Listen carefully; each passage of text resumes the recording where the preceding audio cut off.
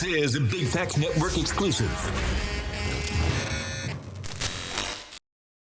It begins with education, and true wealth is built through knowledge, discipline, and action.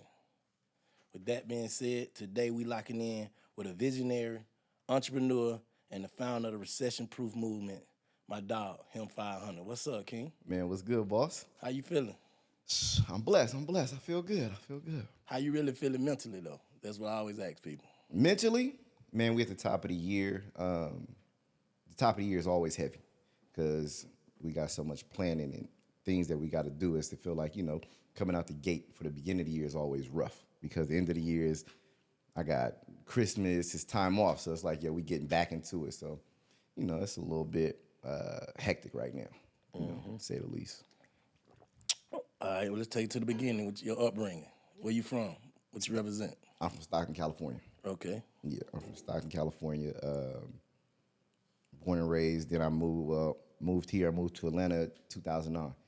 So I've been here going on a little over 20, almost 15 years. So I've been here most of my adult life. How was it growing up in California, though, like in your younger years?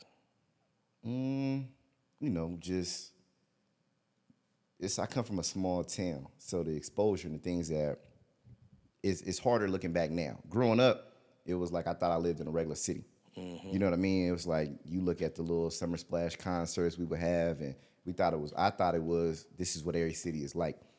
Looking back, hindsight 2020.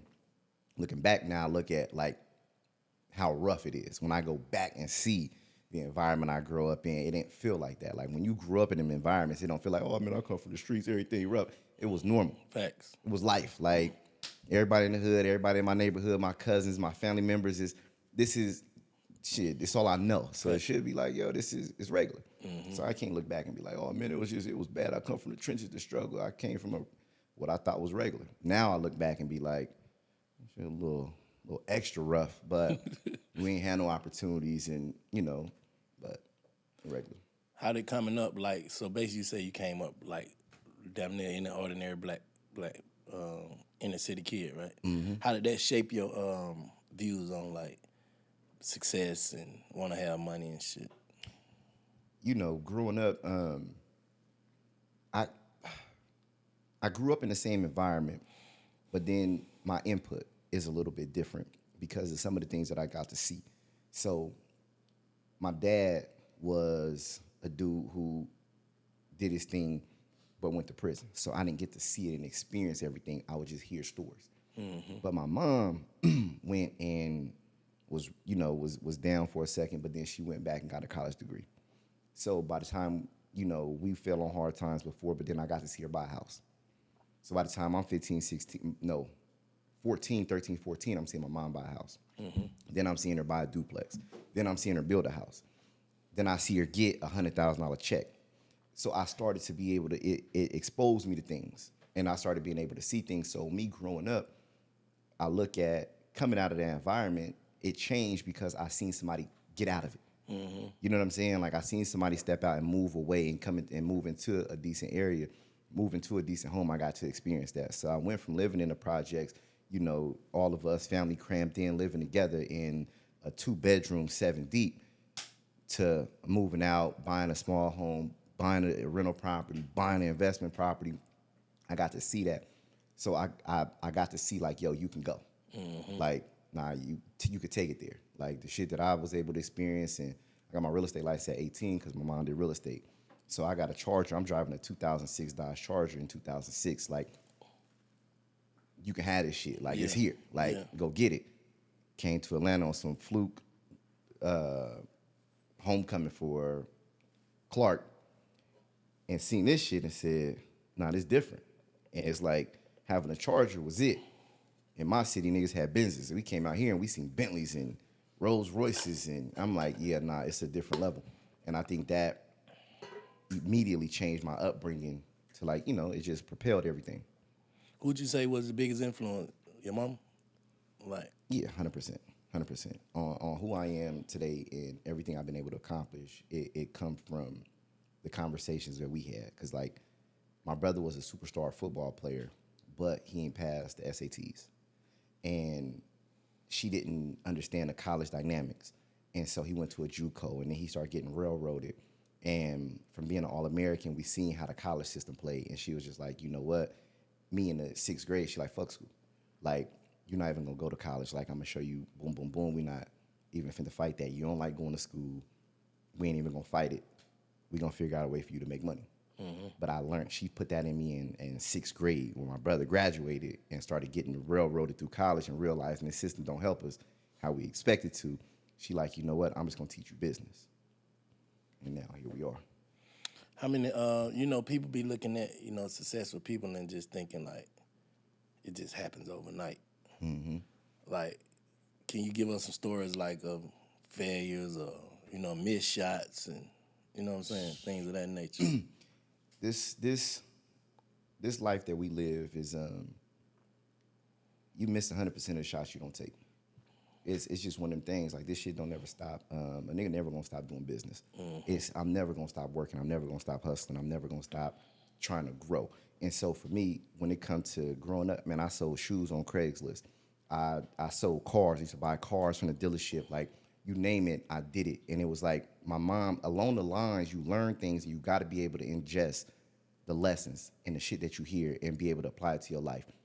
My mom told me to get my real estate license, but we had been flipping cars.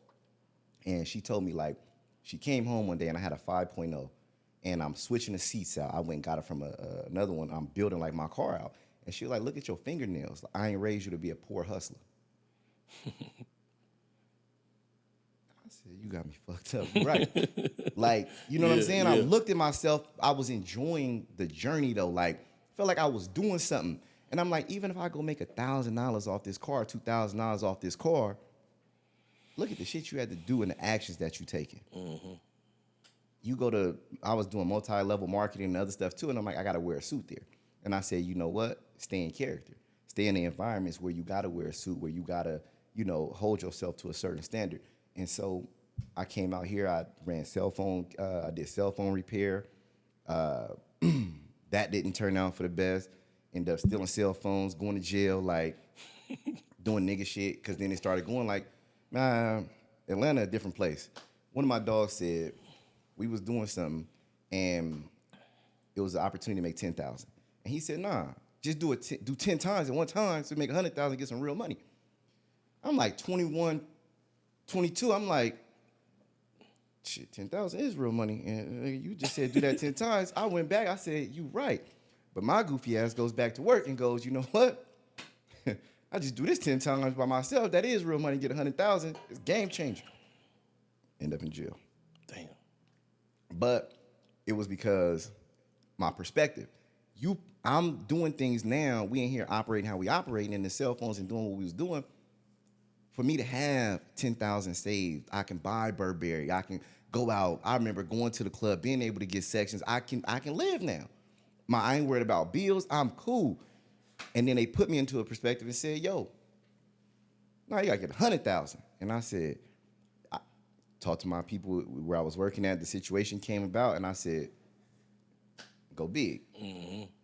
Well, then you realize, like, nah, playing small, you was okay because you can get by. Now you dealing in a different world, but in that instance, what that exposed me to is that it introduced me to a different life, though, of having that much money, having large lump sums of money, the things that you can do, the ways that you can move when you go into certain environments, how you get treated. And it was different. And from there, it was like, you know what, that's what I'm chasing. I just had to do it right. Facts. How did you stay motivated during the challenging times, though, like when things just weren't going right? How you stay motivated? And what type of sacrifice did you have to make along the way? Man, I don't stay motivated. You know what I'm saying? Like, they don't be motivated. So a lot of days I do shit just because it's habit. You know what I'm saying? It's a habit to move. I don't be motivated. A lot of shit I do, I don't want to do.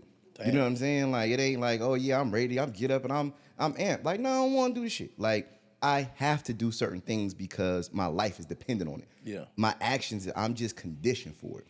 I started out, I built businesses that now I built a business to where in Recession Proof, I remember I used to do my live calls every single week, right? And I would do them every month, and I would do them 2 times a week, right? It was 5,000 to be in them. I started having 3 sessions. So 5,000 what? 5,000 to join it for a month. Okay. I'm 10 to 20 people in a class. I got 3 classes, and I'm booming. So we doing $60,000, $80,000 a month. I remember I would be able to see people, and we would talk, and I would get to know people as I'm sharing and I'm teaching them. And then I said, you know what, go bigger. If I make it digital, I can sell it to a limited amount of people. I had $1 million a month. I go on a run, boom. But I'm selling it in a way now, I'm just doing the marketing. I stopped liking it. I stopped being connected to the people that I was building with that kept me going, that I enjoyed. I lost the enjoyment to this shit. Now I don't like it no more. Now it's just a thing of like, yo, I'm just figuring out how to sell something. I'm not really doing it, connecting with people and enjoying it as much as I did. So now I go back and have to rebuild and start something else that gives me access and gives people access to me. But now I'm at such a high level, it's hard to give people access because now they banging my door down for it. So, you know what I mean? And it's like, damn, like it puts you in a catch-22 where it's like, do I stay motivated to do it when everybody wants access to you and now it ain't for the money? The money don't matter. It ain't, oh man, I could make this much money a month or I could bring in. It's like internally, I'm just conditioned to work, help, and do this. And now it's just like, I'm just a robot. Yeah. It's just, I'm just running. It ain't, oh man, I'm excited. I wake up. That shit, everybody, I don't care what you do. People say that shit. Do what's your passion. You know, is it passion or profit? Niggas for the profit. Because the passion gonna disappear. At one point, the passion is not gonna be relevant no more. It's not gonna be there. And that's just something that I just had to come to terms with. Like, you can like it for the first 3 years, but if you ain't committed to 20 years to do something, you might as well not be in it. And in 20 years, you're not gonna have that passion you did at the beginning. Big facts. What about sacrifice? What type of sacrifice you had to make? Man, listen, I sacrificed my life. You know what I'm saying? Like, everything that I knew, everything that I loved, everybody I had, everything has been sacrificed. And it's a fucked up position because I have to kill everything I was to be who I am today. Facts. And so now that I am who I am, I'm a new person in these relationships. I'm a new person in my family. I'm a new person within myself. And everybody ain't gonna accept that. They can't, you know what I mean? But they don't have a choice because I accept it. And then I have to, the hardest sacrifice is within self when I gotta be comfortable. When I don't got the people that I'm used to being able to speak to and call and talk to, we don't relate no more. Or I can't call and talk to you about this because the dynamics that we now have, how you received my change puts me in an uncomfortable position where I can't love you the same. And I don't feel loved the same. And the love that I need ain't the same. And I got to deal with it. You see what I'm saying? Like, so I look at it, and at one point in my life, I would look out and look for how other people received it. Now I'm in a position in the season where I'm doing things in a capacity that's best for me. How you get there? Honestly, crying nights, my feelings getting hurt.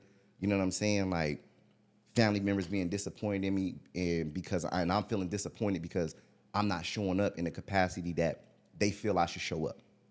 And I realize that I'm compromising myself. And I had to get to a point where I say, you know what? I'm not compromising me for you. You're going to have to compromise for me because I got 50 people. You looking at one. I'm going to have to bend 50 ways. You only going to have to bend one. Facts. I have to set the boundary of how you deal with me, what you can receive from me, how I can help, how I can provide, how you can get access to me. I had to set it. And that's been the biggest, hurdle. How do you find happiness, though, and success? My kids. You know what I mean? Like, internally in my household, in my domain, is where I find my happiness at. And then within myself, finding new hobbies and things that I'm interested in, things that make me happy. You know what I mean? And it's like, I never really looked at like working out, right? Or reading or doing certain things like picking up new habits or wanting to go places and checking out, making a bucket list of things that I just want to experience, but being able to be there and receive them for myself and realizing this is what I work for. You know what I mean? It's like I could look at it and say, like, within my kids, I look at my kids and I send them like I sent them a message and I asked them 5 questions. But the one question that was the most important was, what in this year, it was at the end of the year, I asked, I'm going to actually repeat it. That way I don't want to misspeak. I got a 5-year-old, a 6-year-old and a 12-year-old. And I asked them, the most important question was, if you can give a thank you to anyone, who would it be and why for this year? I want to see how you can reflect back. My 6-year-old told me, I would give a thank you, it would be to you, because I know if something happens to me, like I'm sad or something, you always help me fix it, and you're the one that always makes me feel confident. Got it. This is a 6-year-old. You understand what we live and what we stand on. Mm-hmm. You see what I'm saying? Like, you give me confidence. This is where I go at for confidence. Or if I'm sad or feeling ways, you don't come to me and say, I fix it. I'm the person that helps you fix it. Mm-hmm. I need you to know that you're doing it. You're confident in feeling better, but you know where you can come to for that source. That was one. My 12-year-old said, I would give a thank you to my friends who have been with me the whole year. Even if I have a conflict, if a conflict happens, they always try to keep me happy. I could talk to them about anything, and they always listen. I can come to them for good advice, and they have been the best people this whole year. And that made me realize the importance that I put you guys in environments around people who come from good people and who are raising good children. That's my responsibility. Facts. You know what I'm saying? So when I get messages and things like that, it let me know that, okay, listen, I'm doing right. You know what I mean? Let me ask you a question. So how you maintain, like, because you're married, right? Yep. You maintain your relationship and your business, like, how you maintain that? I don't. That shit be rocky. She be mad at the motherfucker sometimes. You leave and this, that, you ain't gotta go. It's ain't no maintaining, like, it's ain't no balance. It ain't. You know what I mean? What happened is that it's a season when they need it.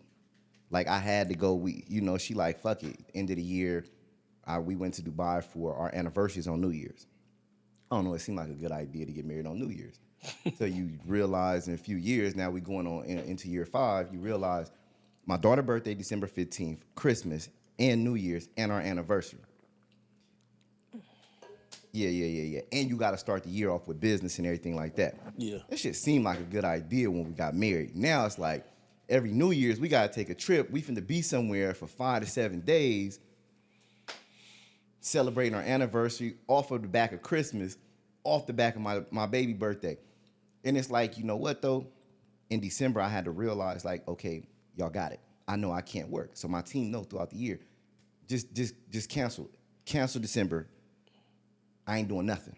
So by the time January hit, I know I'm getting whooped. That's why when you said how you feeling, overwhelmed, because I ain't did shit all December. Yeah. So I'm getting hit, but that's a sacrifice that I got to make because I know throughout the year, like, when I leave here, I'm leaving, I'm going out of town. I'll be in Nashville till Saturday. I'll be back Saturday night. Monday, I'm leaving. I got to go to Mexico. I'll be there all through the week. I'm gone. Do y'all miss me? 100%. But it is what it is. The life that we live and the kids that I'm raising, it come with the territory. I'm going to take that. Facts. Do you think a man can alter his life around a female feelings? Hell no. Listen, it's not alter his life around a female feelings, right? It's the fact that it's not alter the life, because that's deep, right? It goes to a point where you have to take into account how they feel, and life has to be based around the understanding. We both have to have an understanding around our life that we live. Because if I'm up and I'm making $100 million a year, your feelings is different. If I'm down and I'm making $100,000 a year, the way that you feel about this life that we live is going to be different. We're going to have to adjust how we feel based on how we live. I would never go and say, I'm going to live off of how you feel about a certain thing, because when the situation change, your feelings going to change. So that's always, it's never gonna be in concrete on your feelings. How we deal with our feelings have to be based around how we live and the things that we gotta do. Because there's gonna be times where we fucked up. Like it was a time, nigga, my wife had to pay my restitution. How you felt at that time and how I felt at that time, if she had to build her life around how I felt when you had to pay my restitution, come on, man, I felt like a sucker. Imagine if I carried that energy and we 10 years later and she think that it's gonna still be that.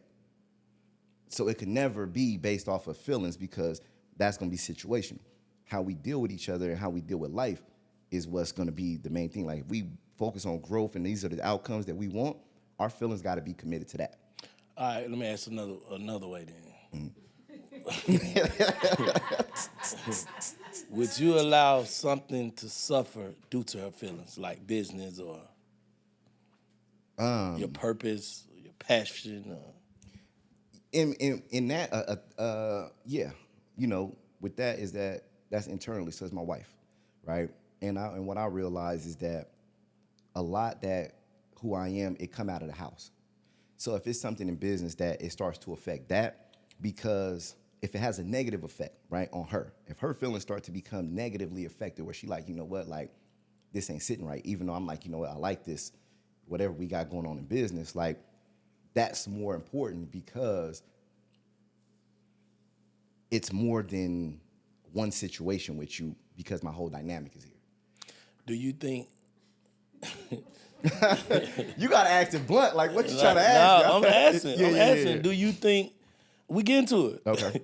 Do you think once you bend one time, you're gonna have to keep bending?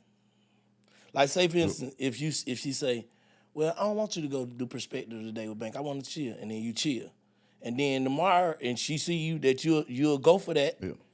Then now I don't want you to do this. I don't want you to do that. Do you think that come with that? Oh no, 100%. But that's where it can't be compromising because you got to understand why I got to go do Perspective. See, you got to understand the things that I have to do in order for me to be who I am.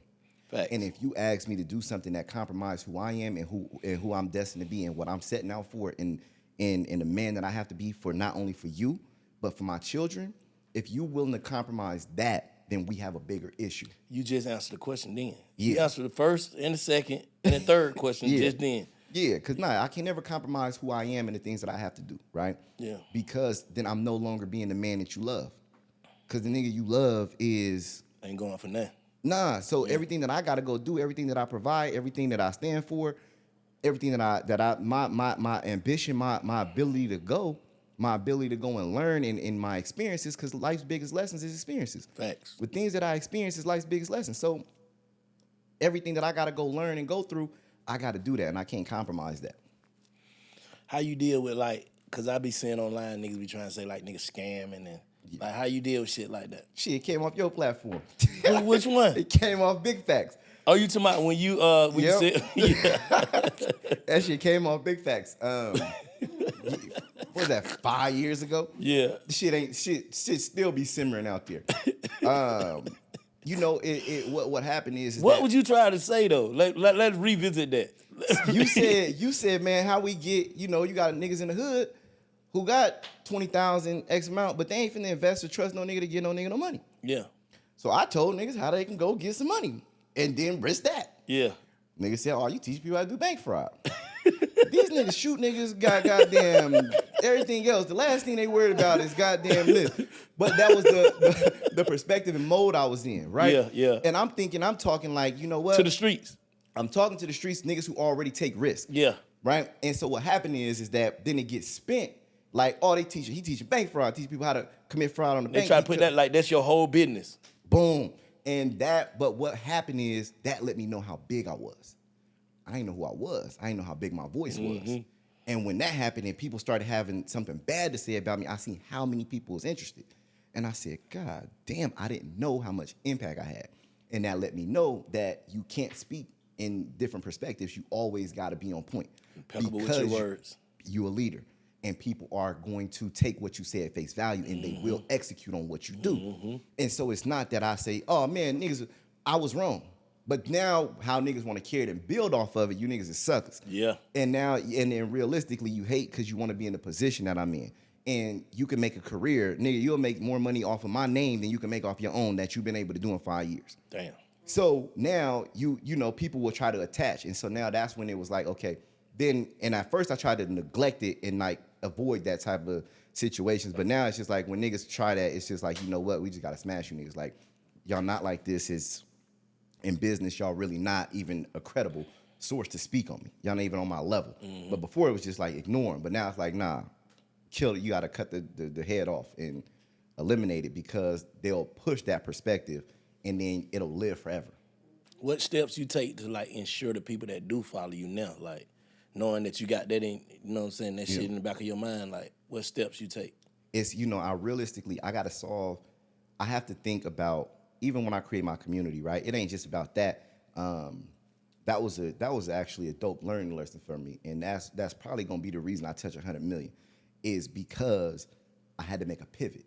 And it made me look different. It made me pivot, right, in my perspective. But I also realized in that is that I have to think for people in ways that they don't think. Mm-hmm. I have to solve problems that they don't even know they got before they get to it. And so that's one of the major things I look at now. It's like, I got to solve a problem for people that they don't even know they got. Like, the way that you learn, the way that you digest things or understand, or how you're going to take a piece of information and what you're going to do with it. Black people, I'm not talking to white people. I'm not talking to college-educated people.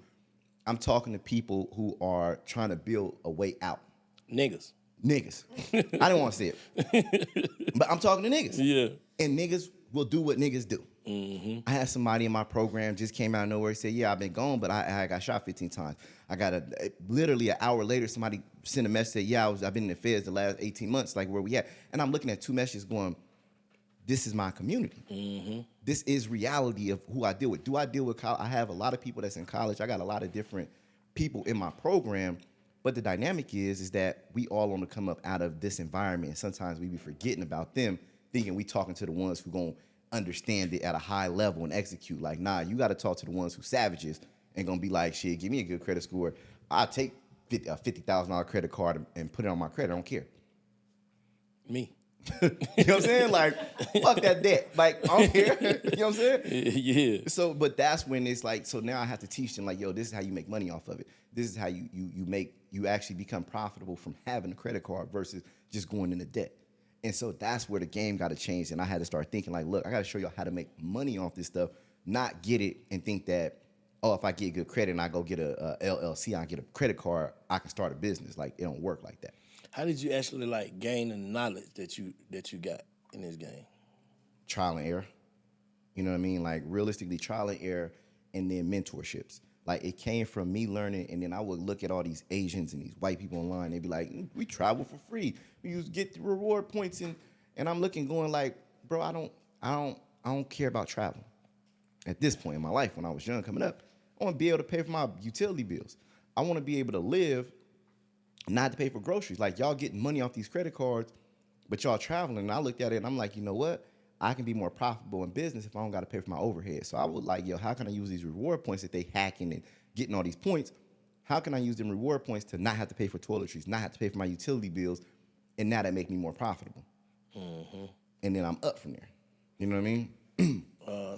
So you went and got the money first, and then you decided to work on your health journey. Yep, I went hiking with Bank.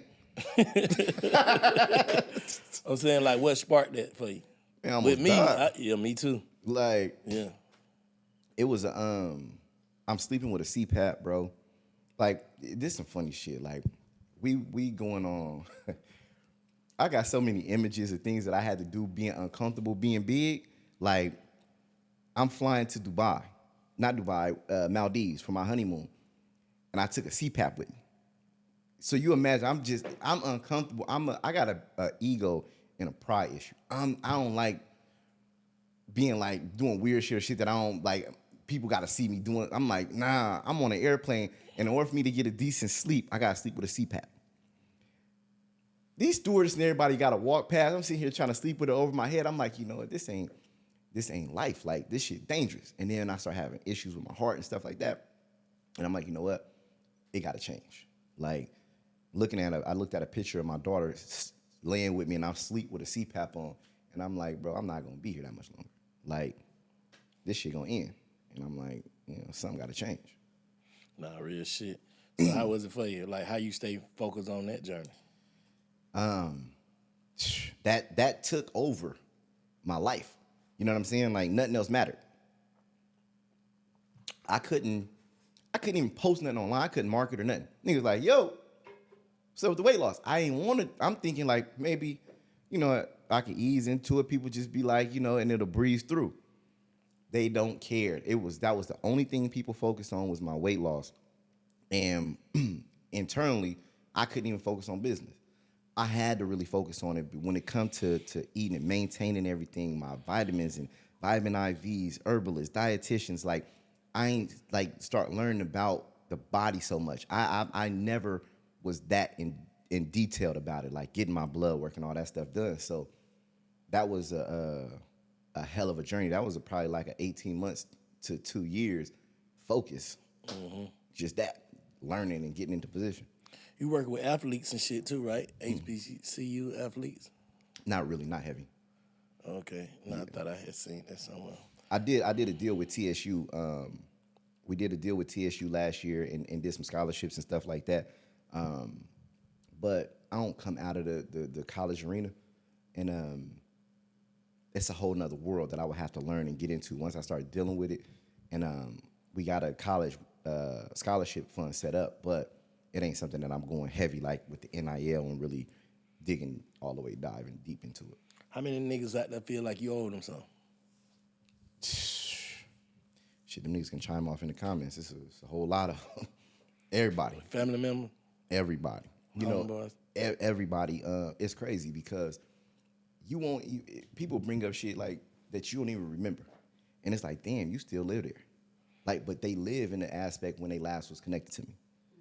See, I forget because my life went on. Bigger and greater things. You talking about we rented a car. I remember I rented you a car back in 2011. My nigga, you talking about renting a car for $350, $400 or having to put in somebody's name. Like, that shit I don't even remember that. But what the fuck would you think would get you compensated for that now? Would you think that grew with interest? You did a favor or you did something for me solid then at that point, that was there. But what you think it grow with interest as I grow? I ain't no fucking Bitcoin, nigga. Like, this shit don't grow. You don't grow. Your favors don't grow with me and my worth. Like, shit crazy. Like, that's the nigga think that was an investment. Yeah, like, I did you a solid. Like, man, we both was in the same position. Like, so the entitlement that people have is crazy, but that's one of the things that I love it because I can learn how to deal with it because select amount of people who make it out and make it to a different situation or you strive to make it to a certain place in life, you got to learn how to deal with this. And if I can get into a position where I can tell somebody, look, you plan on being that successful one in your family, you the one with the hustle, you the one everybody look to, understand and build a way that you can help them and provide anything for anybody who's going to feel entitled. You have to be and set the foundation of how I'm going to help you. You're not going to have me helping you how you feel like I should help you because I'm going to see it differently. Last night, one of my mentees said something. He told a story about a tortoise and a giraffe that was best friends. They grew up together, but slowly the giraffe outspurted, and they got to go across the water. And the giraffe could see how to get across. The turtle is thinking, man, maybe we should go down some. And the giraffe, like, nah, I can see. We didn't go this way. And you have to understand is that they got to see from their limited view. I can see from up here. Mm-hmm. Once I get up here, it's now my job and my responsibility to maintain the higher vision that they can't see. If I'm having to stoop down and bend my head down, a giraffe dies after 4 or 5 minutes of holding his head down too long. If you stoop down into understanding and compromise to their vision, you're going to kill yourself. I ain't helping nobody from the lens you think you need to be helped from. You need help? I send your ass to counseling. I'm going to give you information, tools, and resources that you need to help with, whatever it is, but it's not giving you money. It ain't coming in and just giving you a job that you unqualified for.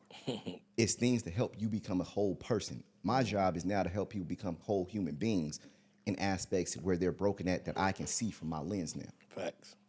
So what you feel like I've been able to accomplish, I accomplished it because of things I've been able to heal and I've been able to learn. I become this person. Now it's my job and now my capacity to help is how I see fit. You ain't finna make me bend and fold 50 different ways for 50 people. Because every single one of y'all coming with a different dynamic of how you think you need help. That shit out. Fact. So you're a Gemini too, right? Yep. So what your other you like? Which one you think talk to right now? I'm trying to figure it out. You talking to the same one that I'm talking. We talking Yeah. to each other on the same Gemini, but I'm another nigga when I too. It's I got a fuck you side. You know what I'm saying? Yeah. It's like I don't care. Like I can be politically correct and I Yeah. can be compassionate and understanding. But at the same time, I don't give a fuck. Who Like, you is the most of the time? I Don't give a fuck. Me too. Nah, I don't care. Like, you know, and that's the thing they was asking me earlier. I said, bro, I don't care. Like, I see it and I'm the worst because I'm the baby of my bunch. But I'm the worst because I'm the one who don't give a fuck. And it's like, I don't text back. You do shit to me, it's I remember forever. Me too. I don't care. Motherfucker, you ain't tell my baby happy birthday, this, that, and the third, then that's what it is Fuck for you George forever. too. Yeah. You know what I'm saying? Like, I don't owe you that. Like, Yeah, real shit. man, I just had a baby. Another one? Cool, nigga. Cousins and shit. Nigga, you know my kid name? You don't even know my baby name. Why you calling me telling me you had a baby? Nigga, you want a gift? You ain't sent my baby nothing. That's crazy, bro. And it be like, why we so petty like that, bro? Gemini are the most pettiest motherfuckers on earth. bro, it's the worst because then I deal with the world. So with you deal with the world too, but us now dealing with everybody. I seen a skit you did when y'all was at the golf course. And they asked for a picture and things like that, and it just be like, you could try to explain it to somebody and be like, no, let me be cool and be the bigger person real quick because I got the time. But then it'd be like, nah, after a while, it's like, nah, fuck it. And it'd be like, that's what it'd be like now. It's like, you know what? I deal with the world, but now I have to put that side of the Gemini up because when I'm out, when I meet somebody, they meet me for the first time. Mm-hmm. I can meet 50 people in a day. Yeah. You met Him500 for the first time. Mm-hmm. And that's one of the hardest things I got to deal with as a Gemini is like, smile, nigga. This they first time meeting you. That interaction matter. Yeah. Don't matter what you and wifey into it, don't matter. Yeah. You hungry, you tired, don't matter. You missed a flight, your ass, don't matter, bro. When somebody acknowledge you, respect it that this is their first time meeting you. And that's the hardest thing. I'm having to put that shit up like, cool. And then it's like, okay, let me deal with people in this capacity. But then sometimes, I had a clip they got on my ass because dude asked me, he asked me something about wealth. Mm-hmm. Like, building wealth, with doing something with wealth. And he just asked me a question, like a rich nigga question. And I'm like, nigga, you ain't there yet. Like, why you ask me about a question that you ain't there yet? You focus on the wrong thing. Yeah. If you telling me that you trying to start a t-shirt brand and you sleeping on somebody's couch, don't ask me what it's like a wealth question. Ask me what you need to do to get from here, point A to point B. These are the most important things that you can focus on. And I caught myself like, damn, that was kind of fucked up. But it was the reality of like, ask me something that can directly help you. Don't ask me for inspiration. Ask me for something that can actually be implemented, that can change your narrative right now. And that's one of the biggest things I deal with now. It's like, you know what? Dealing with people and putting that Gemini side up. Nah, real shit. I'm gonna tell you what I struggle with, bro. Like just saying yeah too fast. Like special events, like yeah, hell yeah, I'm gonna come, hell yeah. And then the day of, I be like, man, I ain't going to that shit. Yeah. But then I still go because I gave you my word. So now what I'm starting to do is like, maybe. Bro, I'll tell you, I had an episode called Fuck Your Birthday I did on Wealth Therapy. My man, my best friend down there, my right hand man, it's his birthday. He like, man, we going on a cruise for 5 or 7 days. I'm like, nigga, I don't got it in me. I ain't going. So I'm like, I got to film and so many things, and I'm starting to learn, like, you know what? Even though this my man, he gonna understand. So I dedicated a podcast to him and said, fuck your birthday. I ain't going on your trip. I got too much to do that's gonna compromise what I gotta do. From that point, I realized I ain't doing nothing for nobody that if I can tell my man no, if I don't want to do something, I ain't doing it. Yeah. It got to make sense for me. You know what I'm saying? Nah, for sure. It got to make sense. And if it don't, it's I'm okay with from the gate. Courtney asked me, remember Courtney hit me about that situation? Said, yo, somebody want to do a deal or get you to do a drop. I said, yeah, if it don't pay me at least $5,000, I don't want to have a conversation and build a relationship with somebody I don't know. Real shit. Ain't no point in me building with you, having no conversation, giving you a drop for something that you're not gonna monetize, make a proper investment, or it's not even worth me going out of my way and using my likeness for it. But that's the new shit. What's your budget? No dough, no show, man. I don't get no fuck no. Bro, I ain't saying maybe, none of that when it come down to me using my time, man. He ain't got me fucked up. Pay me, man. Bro, because people will pull you in so many different ways. And then you look at, you got a journey and been outside doing business and doing so much for so long. Bro, I looked at something the other day and I said, man, we be doing shit wrong. Blacks, like, we taught to hustle and get money. We create something, we sell it, we do business and go. I seen a nigga build an insurance company based around AI. He ain't built an insurance company. He built a concept and something that could be potential groundbreaking for the insurance agency with AI and all these dope things. And these motherfuckers went and raised $32 million in 2020. It was hype. It was good. This can be, AI's coming out. It could be a big thing. It ain't working. And I said, so motherfucker come up with a good plan and then go raise money and tell people to invest and give me the money for a business that might work and make more money than the average nigga will have to make $30 million in business. You a unicorn. A nigga raised $30 million off of an idea. I said, I got plenty of ideas. But we ain't taught how to go get capital. We ain't taught how to go raise money. We go implement. So for us to make it to where we at now, you know how hard we had to fight battle wounds and war wounds and risks we had to take. And I look and I say, it's a lot as we start, and I say it's that giraffe shit. We start going higher up the ladder and going, y'all got us fucked up. Like, we got a way different battle because we don't got the resources or information. And then when we get here, people looking at it and everybody trying to pull us down and ask for petty shit, feeling entitled or how we can help them and what we should be doing.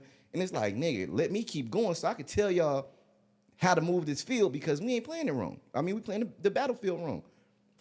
Go out, build a business and generate income and figure out what I can sell and what product I can sell. Nigga, we ain't got $32 million and the fucking business failed.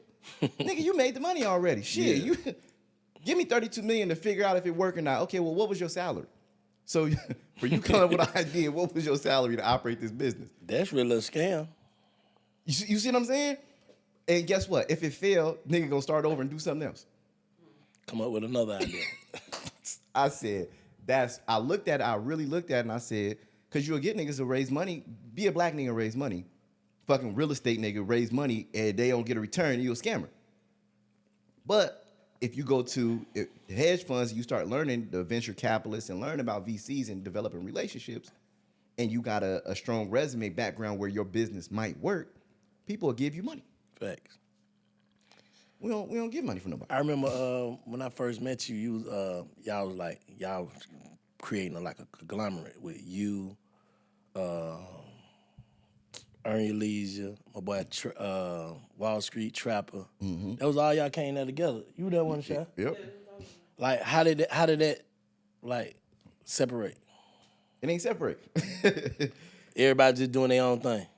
Everybody, it comes to where the platforms and our power has grown so much to where everybody has, like, shout out to Trap. He just got a building that's 50,000 square feet.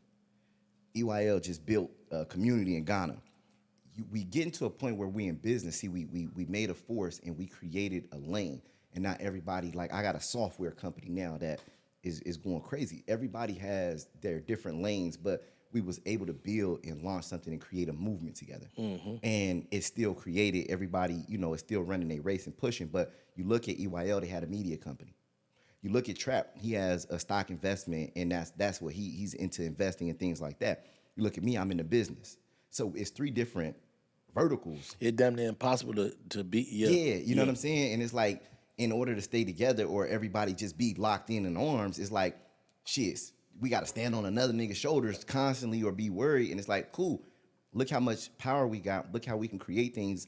But you got to go create something bigger and push this. And niggas is going to contribute to it. You're going to go push this, and niggas is going to contribute and be in support and push it. But we got to spread, because when we go places and, like, you look, they on CNBC.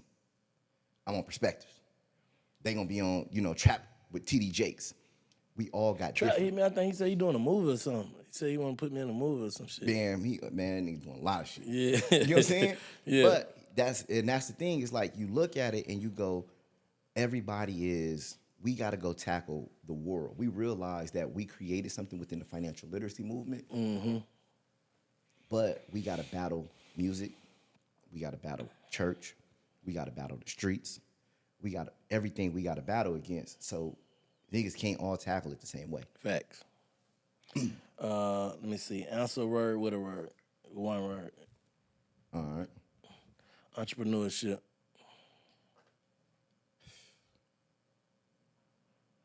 Freedom. Wealth. Fake. Damn. Credit. Mandatory. Branding. Inevitable. Strategy.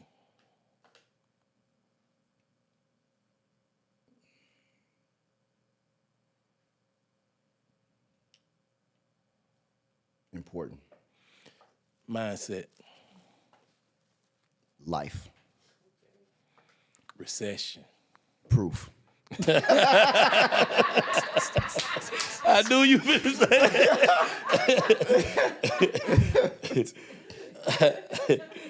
Let me see. Legacy. Family. Community. Love. Loyalty. Everything. Trust. Loyalty. Respect. Mandatory. Patient. Sometimes. Real shit. This nigga give it all my answers. Sometimes. Empathy.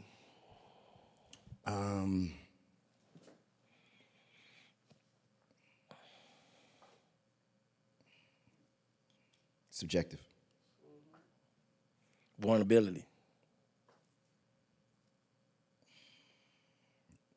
Rare.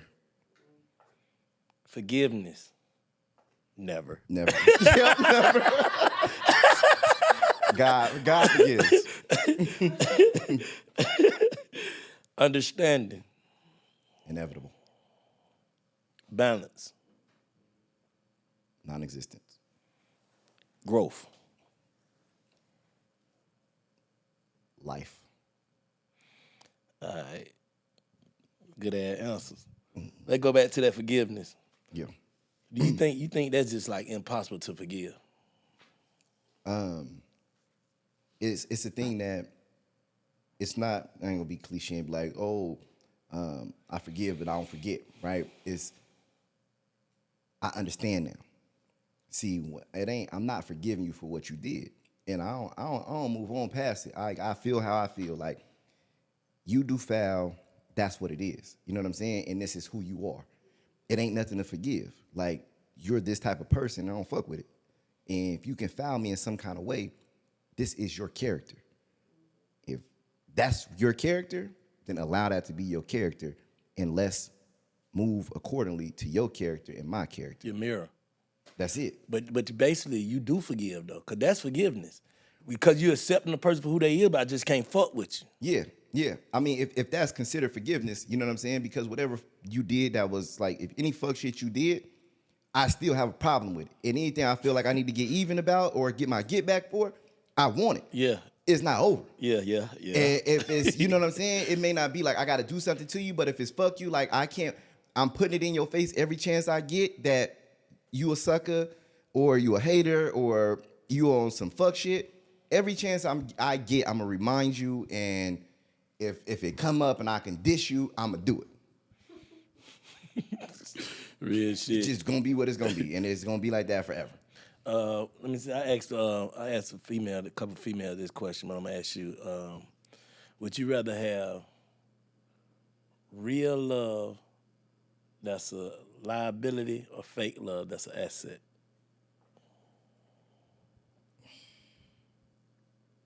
I'm gonna take the asset. I mean, you know what I'm saying? Like, I'll take the asset. I'd rather be able to build with something than burn with something real. Real I shit. don't want to be miserable and fucked up out here because we really love each other. You can develop that. Yeah. You spend enough time together, shit. You could hate cats. Get locked in the house with a cat by yourself and you ain't got no outside connection to the world.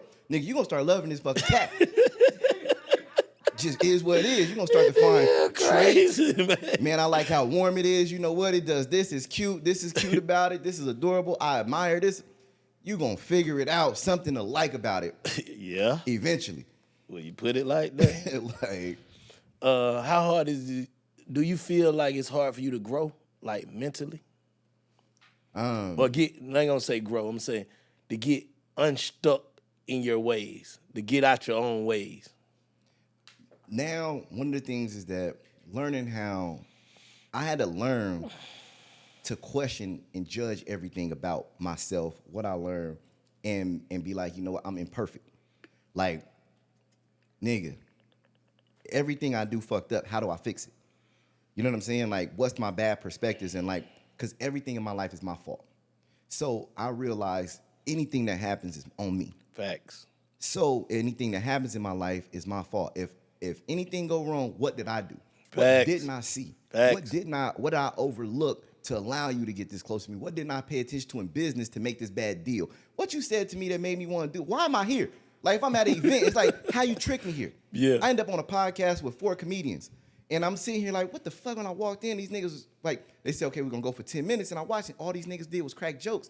And I was like, how the fuck did I get here? And I said, this nigga lied to me. He told me, I told him I was gonna do the pod. And I said, this nigga finessed me. I said, and I didn't do the research. And I said, you walked moving too fast, agreed to do something, then showed up and didn't do your due diligence because this ain't something I would have wanted to do. Mm-hmm. And I'm like, you can't get up and leave. Sit through it and play. Now have fun, nigga, because you fucked up. Yeah. So for me, I realized, and from that point moving forward, I'm going through video cameras when I do podcasts, I do any kind of agreement, I go through back research on it to know exactly what to prepare for. Yeah. Or don't go. Like, because I ain't walking into a blind situation no more. Like, nah, I'm cool. I don't even. So I just hold myself to that What you accountability. think the most important boundary is for a man? Self-control. You know what I mean? Like, discipline and understanding. Like, a man who don't understand himself lose at life. Like that's one of the worst things is understanding themselves and understanding their role and position as a man. How do you feel about the people that doubted you like now? Do you still feel like Facts. Listen, every chance I get. You know what I mean? I If do you this for y'all. I If do you this for doubt Miss me- Gladys, boy. Facts. The Birdman. If you did it, if you doubted me, this is the thing. It's two different type of doubters. It's people who doubted from a ignorant standpoint of unknowingly and did not. It was non-malicious. Yeah. But there's people who did it out of malice. Yeah. Who did not want to see me be great or did not believe that was close enough to say like, man, this nigga be on some other shit. Like this nigga always trying to do too much or shit on people or something like that. Them niggas gotta deal with it because now we here. Do you think it's hard for you to be vulnerable? Yep. Why? Because if I can be vulnerable with somebody, the only person I can be vulnerable with my wife, my kids. Most people I can't be vulnerable with because of the other side of the Gemini that they get. If you're that close to me, you know my energy. I can't let you certain so much because people that I could be vulnerable with at a time, because of my success, they fucked it up. Because they couldn't maintain position. Because they get inferior to my financial success or my status. We was talking about it. I said, I got 3 big brothers. But one of them is real close to me, so we like same age. But I'm saying like my older siblings and older family members, older cousins and things like that, they become inferior and can't maintain that same position that they was in when he's this now, and the world is telling you, yo, why he don't put you on? Man, why he ain't help you or do this? And why you don't do this? And now, or you looking and going, man, this nigga, you got everything, you know everything. Like, you change the dynamic of how you look at me. You can't maintain the position of like, that's my little cousin, or that's my little brother. Like, how you feeling about things? Like, nigga, I know how you be, nigga, you be tripping. Yeah, you could bark all you want, but your little ass, your feelings be hurt. Mm-hmm. Nigga, that shit hurt your feelings when Woo did that, huh? Like, or when they call and laugh and talk about my other siblings. Y'all niggas now all call and talk about me, but I can't call you and talk about this one, and we laugh, it ain't the same because y'all feel like I'm shitting on y'all. So it'd be like, those type of things is like, you know what? Shit, I can't even do it no more. You know what I'm saying? Because of my position and people, I got one brother that maintained that position. One that maintained like, nigga, I'm your big brother. No, I'm gonna fuck no nothing. Like, you going through something, call me. Mm-hmm. I don't agree with everything you say. I don't gotta agree with what you say. I'm gonna disagree with you respectfully. I'm gonna give you my standpoint, and I'm gonna live my life and run my race. That's you. Yeah, man, I got a select few people I probably can talk to. Other than that, I look at everybody like talking to the police. That shit will and can be used against you. Yep.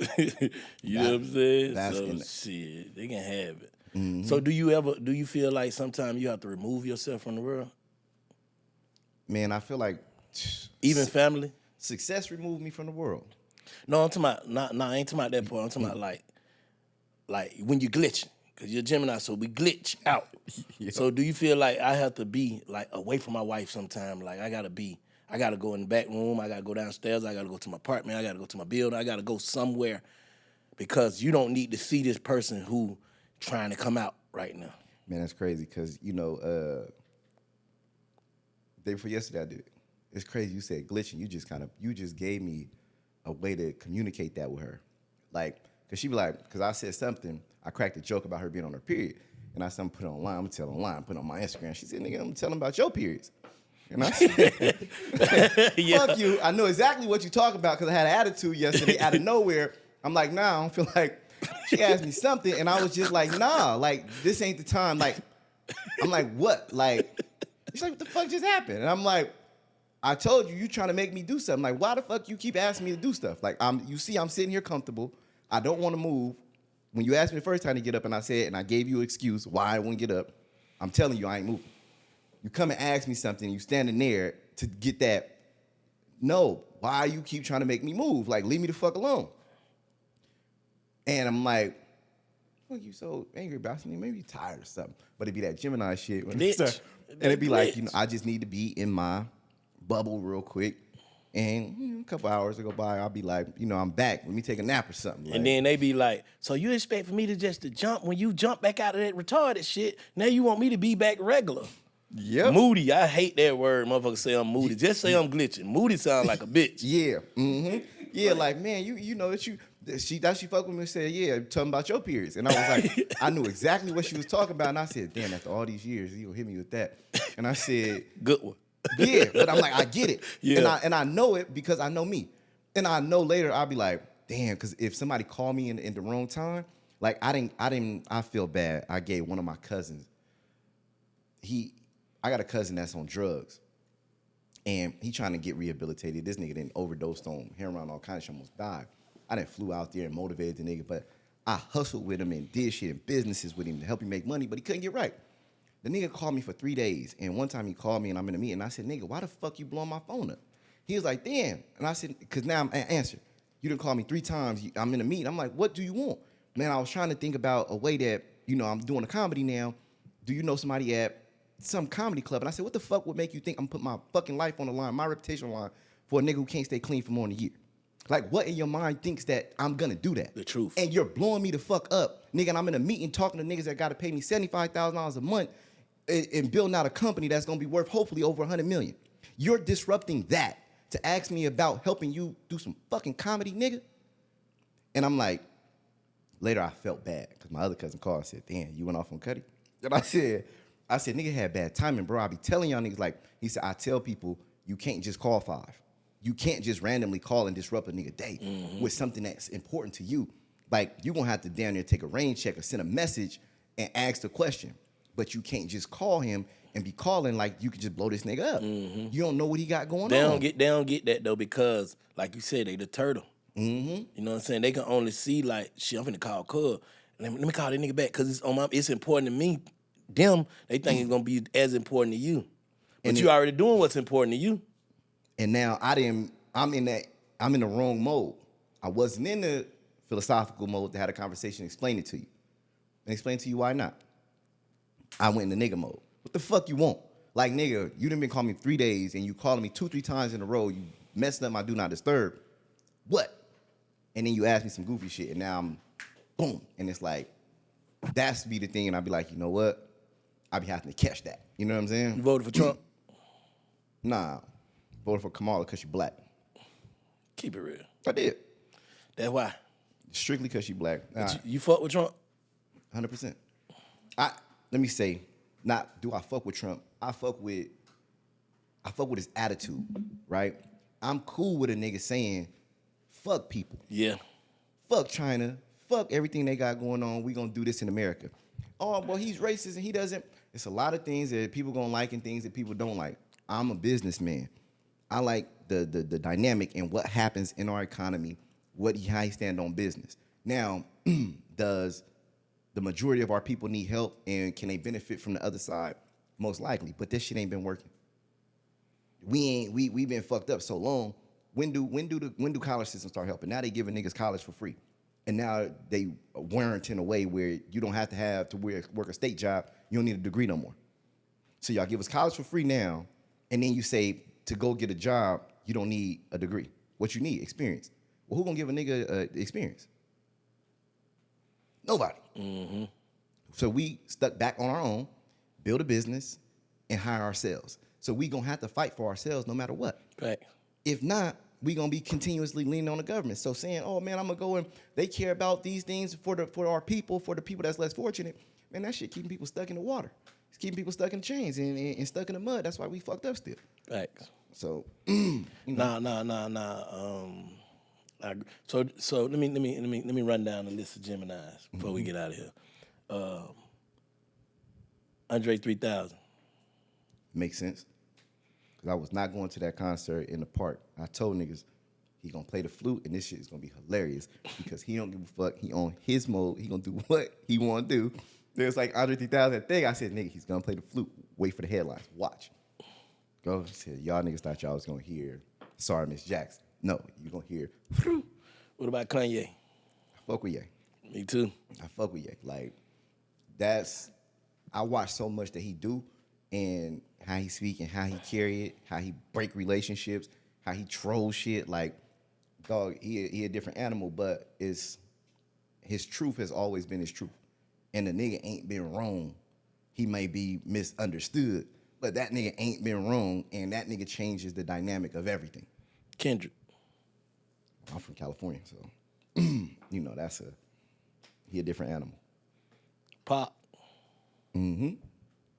The prolific thinking. You know what I'm saying? Like, his ability to think is out of this world, and his dynamics of how he was able to create characters.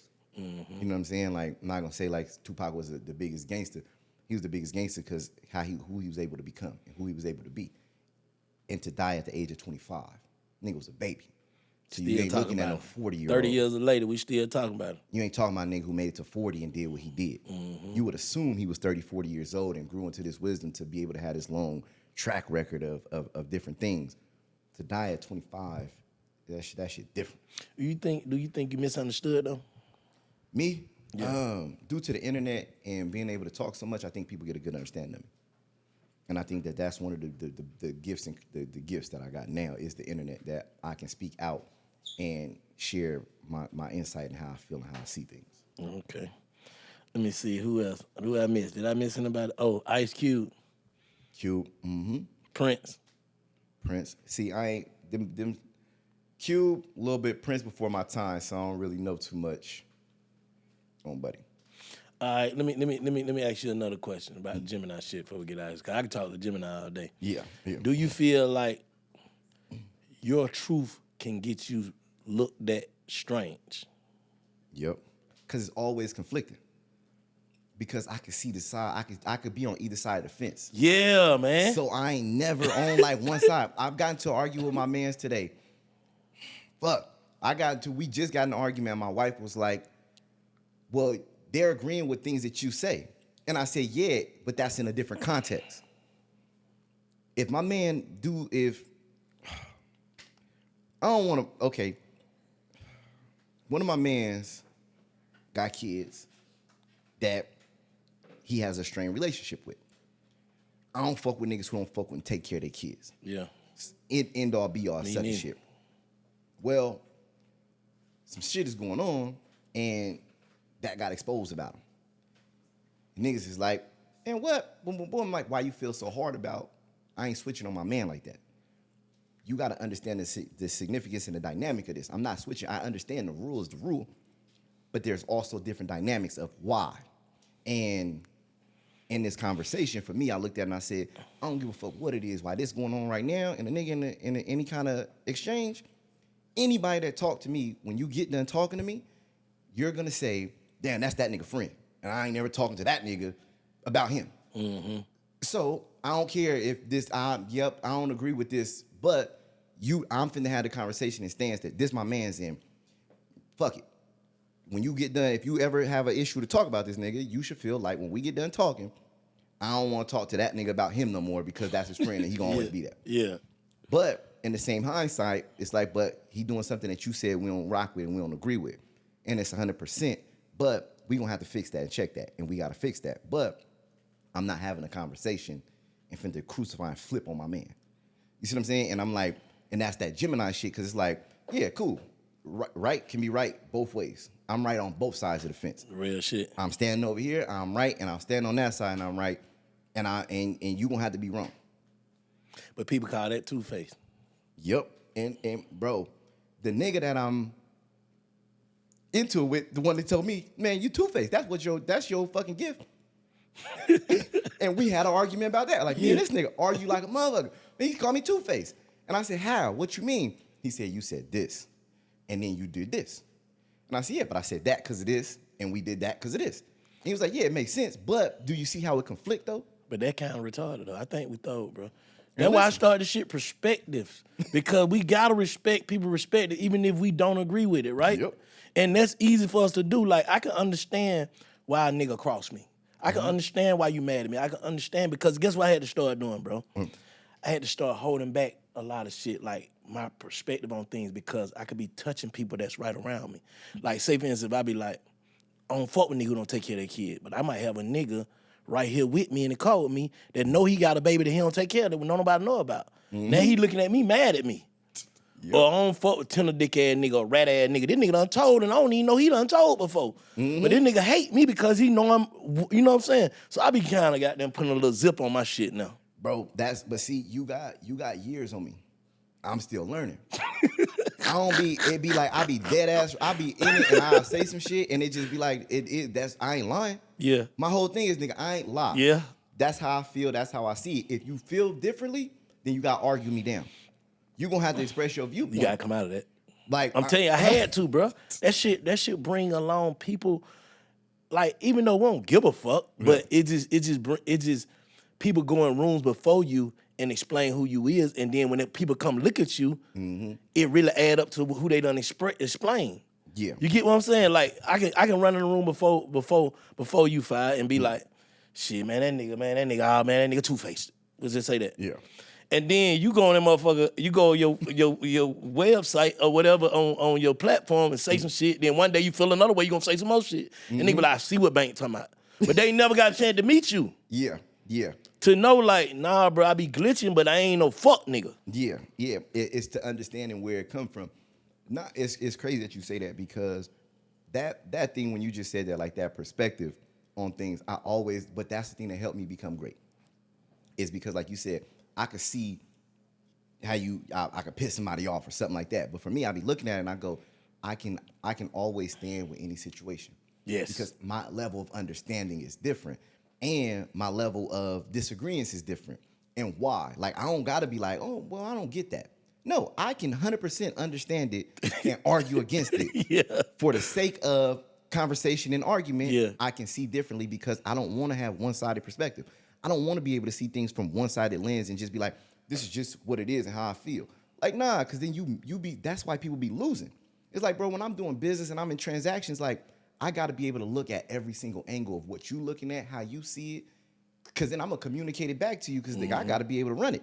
So when we in negotiation, if I understand your viewpoint, even though I know mine and what I'm trying to get, nigga, I'm talking from your viewpoint. Exactly. And most of you niggas can't. And that's why niggas be losing. You be in your emotions like, well, this what I want. Nah, I know what you want. And so let me tell you how me getting what I want gives you what you want. Facts. Because I understand it. Nah, and so when it coming to business, it'd be a different game. Now, when it coming to life, you know, I got friends that's like, that's kind of emotional, that's more like softer and them. They don't want to argue and do all that.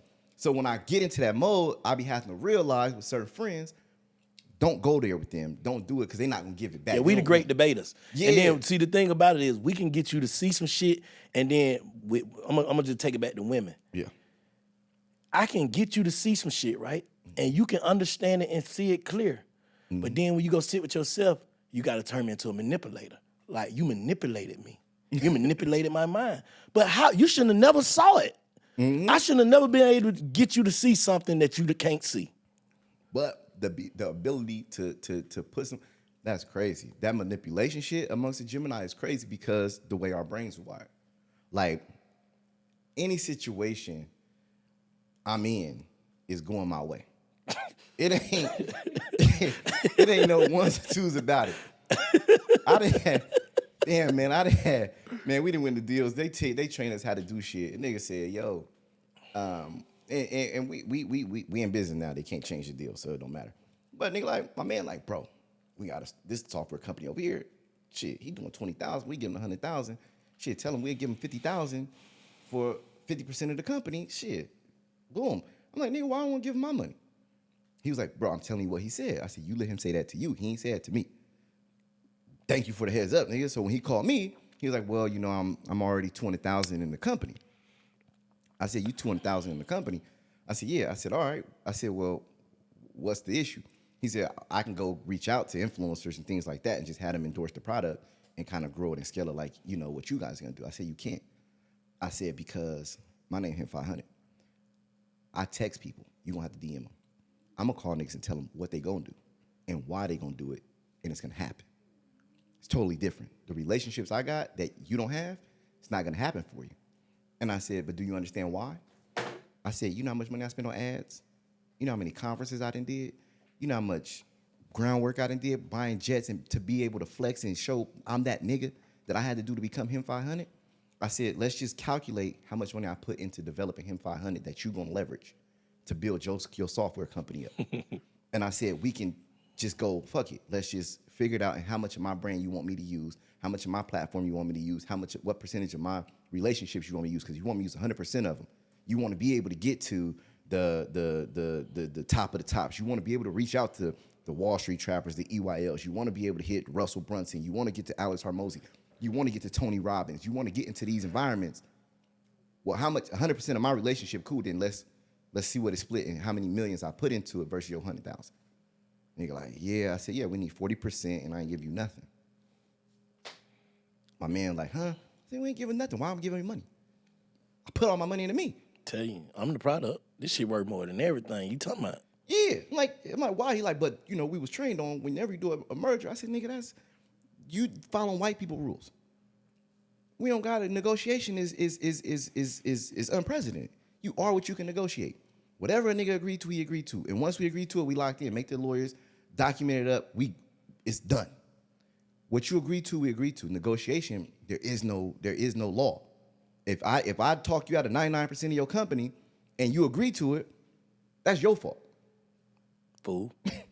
I ain't gonna ask you where you see yourself. Where you at in 5 years? In 5 years, man, I don't know. I don't even look that far. Bro, that's a smart nigga, bro. Bro, I might well just go ahead, bro. That's a smart nigga. I don't know. I could be goddamn a billion. I don't know.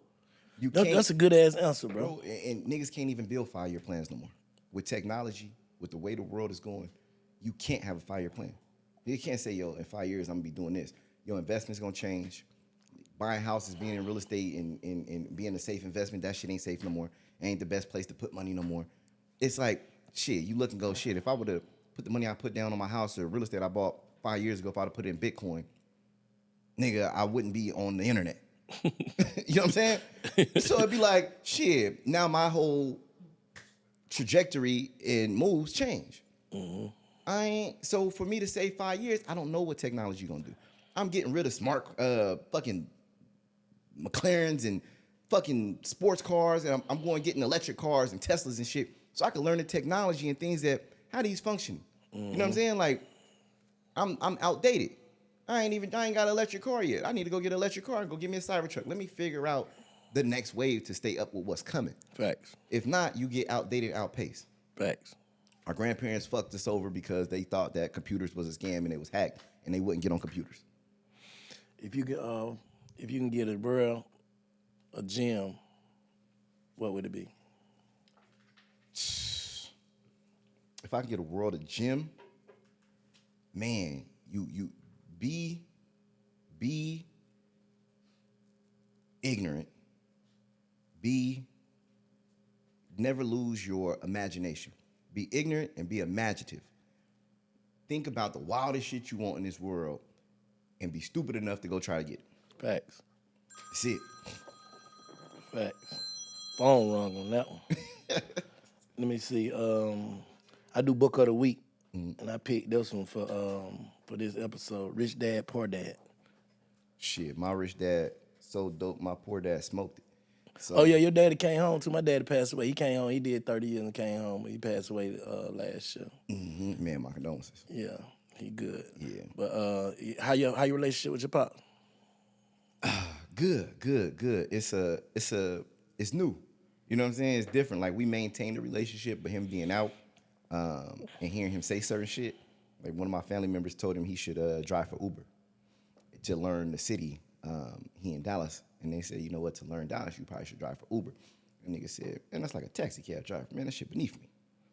They called me and said, yo, you'll be proud. This nigga said that shit beneath him. I said, bet. And why the fuck y'all niggas say that shit? Oh, you should drive Uber to learn the city. Yeah, like, nigga, why y'all niggas trying to get that nigga advice on how to make money? I do that. He did 30. He did a 30 straight. Yep. He gonna move him to Atlanta? Or what? He good now though? Nah, he want to stay in, he like Texas. So he like Texas. The crazy thing is I contemplate moving to Texas. Okay. So, yeah, but I think he gonna stay in Texas. Let the people know where to follow you at, what you got coming up and all that. Follow me on all social medias, Him500, Instagram and YouTube.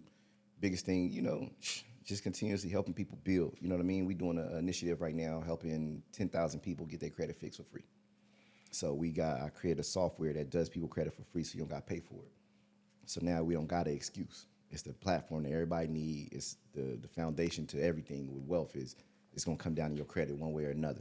So we doing it for free to where you don't got to continuously pay people. We use AI to build it and run it like that. Him500DIY.com. AI done took over. And it's over. But that's why I said, like, you couldn't tell me 2 years ago I'll be running a software company to fix people credit for free when I'm training people on how to make multiple 6 figures a year fixing people credit. Damn.